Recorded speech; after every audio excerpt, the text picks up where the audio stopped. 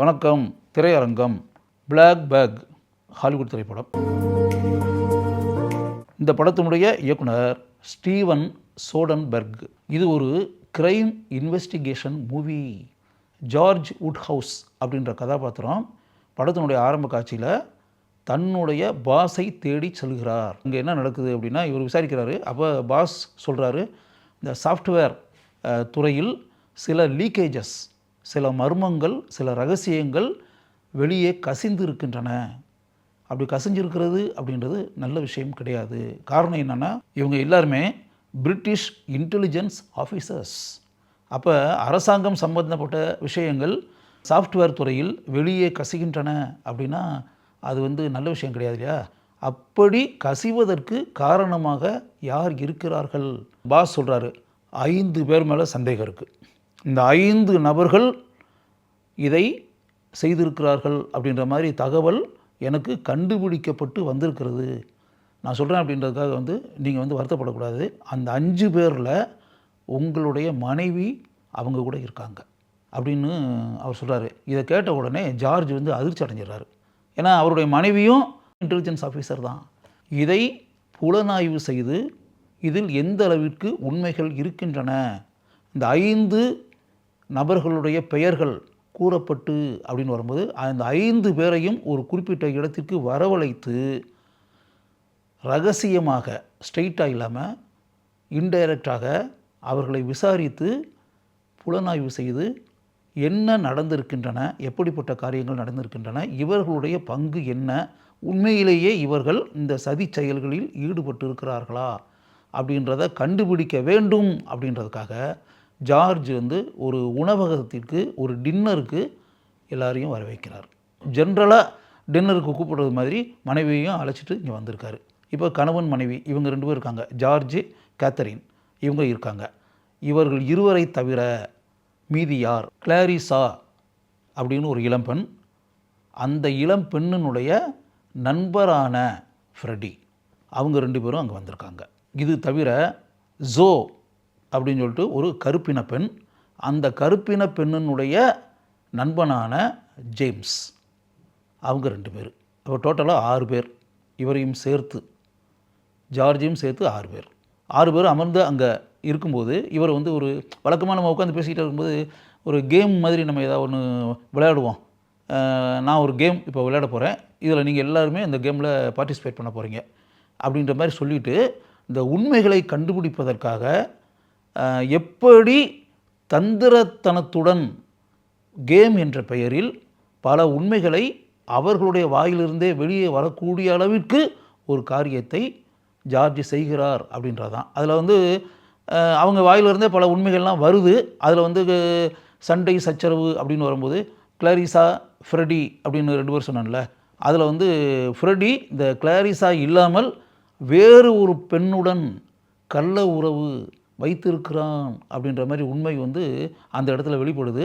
அதை பார்த்த உடனே கடுப்பாகி போய் இந்த கிளாரிசா அங்கே இருக்கக்கூடிய ஒரு கத்தியை வச்சு அவங்க கையில் அப்படியே சொருவிடுறா.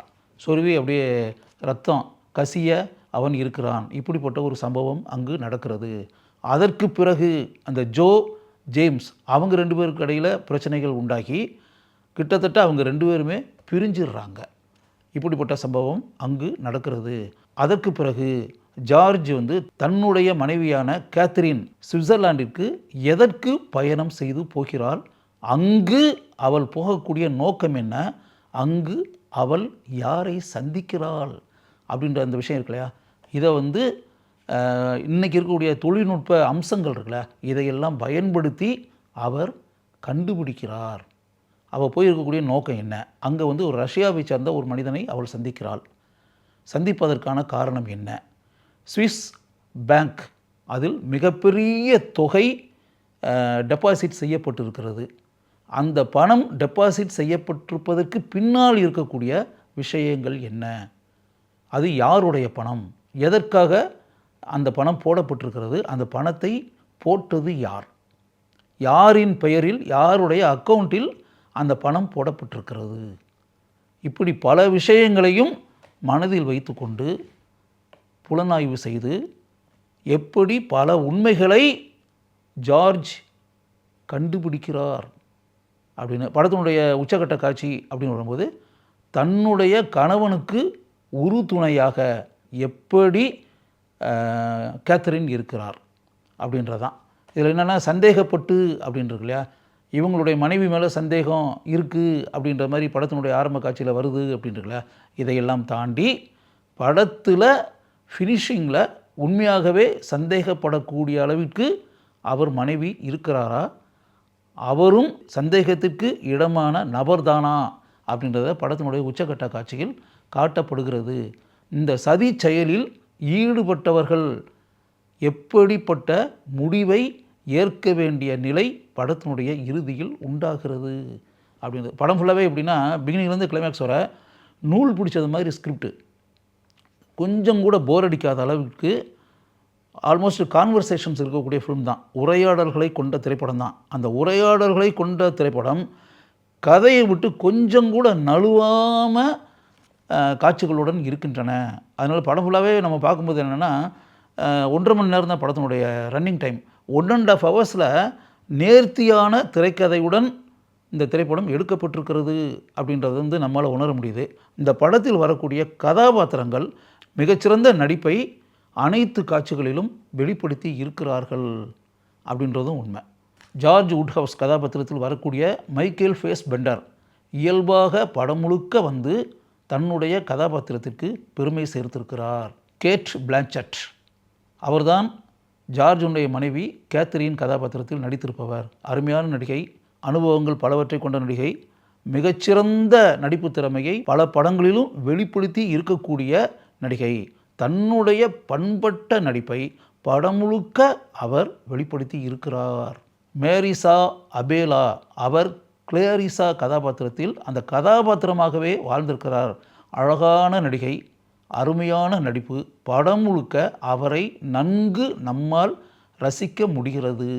நவோமி ஹாரிஸ் அவர் ஜோ கதாபாத்திரத்திற்கு தன்னுடைய மாறுபட்ட ஆழமான நடிப்பை வெளிப்படுத்தி அந்த கதாபாத்திரத்திற்கு உயிர் தந்திருக்கிறார்.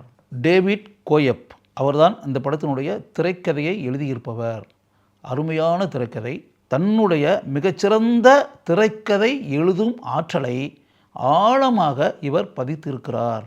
இவரை பற்றி சொல்கிறது அப்படின்னா குறிப்பிட்டு கூறுறது மாதிரி ஒரு விஷயம் இருக்குது. என்ன அப்படின்னா ஜுராசிக் பார்க் இருக்குல்ல, அந்த படத்திற்கு திரைக்கதை அமைத்தவர் இவர். அதே போல் மிஷன் இம்பாசிபிள் படம் இருக்குல்ல, அதற்கு திரைக்கதை அமைத்திருப்பவர் இவர். இதிலிருந்தே இவர் எந்த அளவிற்கு மிகச்சிறந்த திரைக்கதை ஆசிரியராக இருப்பார் என்பதை நீங்களே உணர்ந்து கொள்ளலாம். இந்த படத்தினுடைய ஒளிப்பதிவாளர் பீட்டர் ஆண்ட்ரூஸ் இந்த படத்தினுடைய ஷாட்டுகளை அமைத்திருக்கக்கூடிய விதம், கதைக்கு உதவக்கூடிய அளவிற்கு ஒளிப்பதிவின் மூலம் எந்த அளவிற்கு பெருமை சேர்க்க முடியும் அப்படின்றது ஒன்று இருக்கு இல்லையா, அதை அருமையாக உணர்ந்து படம் முழுக்க ஒரு கைதேர்ந்த ஒளிப்பதிவாளருடைய திறமை எந்த அளவிற்கு இருக்க வேண்டுமோ அதை நாம் உணரக்கூடிய அளவிற்கு, பாராட்டக்கூடிய அளவிற்கு அருமையாக செய்திருக்கிறார் இந்த படத்தினுடைய ஒளிப்பதிவாளர். மேரி ஆன் பெர்னார்டு இவர்தான் இந்த படத்தினுடைய பட தொகுப்பாளர். இந்த படத்தினுடைய காட்சிகள் சிறிது கூட போரடிக்காத அளவிற்கு தன்னுடைய எடிட்டிங் திறமையால் தன்னுடைய ஆழமான முத்திரையை பதித்து இந்த படத்தினுடைய சிறப்புக்கு தன்னுடைய பங்களிப்பை நன்கு செலுத்தி இருக்கிறார் இந்த படத்தினுடைய படத்தொகுப்பாளர். இந்த படத்தினுடைய இசையமைப்பாளர் டேவிட் ஹோம்ஸ் இந்த படத்தில் இடம்பெறக்கூடிய அனைத்து காட்சிகளுக்கும் அருமையான பின்னணி இசையின் மூலம் சிறப்பு சேர்த்திருக்கிறார் இந்த படத்தினுடைய இசையமைப்பாளர். ஸ்டீஃபன் சோடன்பர்க் இயக்கி இருக்கக்கூடிய பிளாக் பேக் என்ற இந்த திரைப்படத்தை ஒரு முறை நீங்கள் பார்க்கலாம். அது உங்களுக்கு புதுமையான இனிய அனுபவமாக இருக்கும் என்பதை மட்டும் என்னால் கூற முடியும்.